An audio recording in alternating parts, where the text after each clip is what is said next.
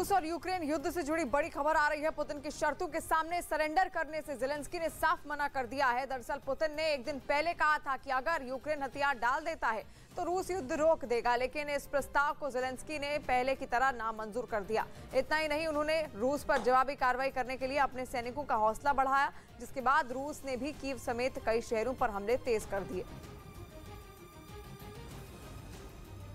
Ukraine के राष्ट्रपति Zelensky ने रूस के सामने घुटने टेकने से साफ इनकार कर दिया, लेकिन एक दिन पहले पुतिन ने यूक्रेन से हथियार डालने के लिए कहा था और ऐसा नहीं करने पर उसे तबाह कर देने की धमकी दी थी।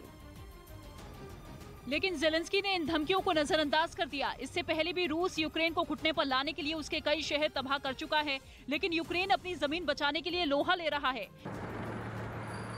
रूसी हमले में यूक्रेन की बड़ी बड़ी इमारतों से आग की ऊंची ऊंची लपटें उठती हुई दिखाई दी। कई मकान तो मलबे में तब्दील हो गए, लेकिन ज़ेलेंस्की के कदम पीछे नहीं हटे। वो पुतिन की धमकी से डरे नहीं, बल्कि उन्होंने यूक्रेन के लोगों से रूस के खिलाफ लड़ने के लिए एक भावुक अपील की। Нас слышит, кому не стерли память пропагандой, кому не закрыли глаза страхом, кому не изуродовали душу цинизмом, боритесь।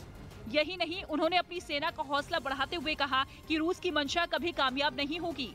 और इसके साथ ही यूक्रेन ने दावा किया कि उसने रूस को काफी नुकसान पहुंचाया। हालांकि ऐसा ही दावा रूस ने भी किया और दोनों देशों के रक्षा मंत्रालय ने इस पर कुछ आंकड़े भी दिए, जिसमें बताया गया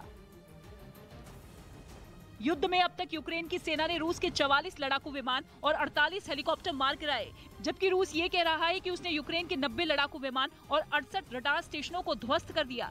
यूक्रेन का ये भी दावा है कि उसने रूस के 260 टैंकों को तहस नहस कर दिया। तो रूस ने ये जानकारी दी कि लड़ाई के दौरान उसने यूक्रेन के 700 से ज्यादा टैंकों को नुकसान पहुँचाया।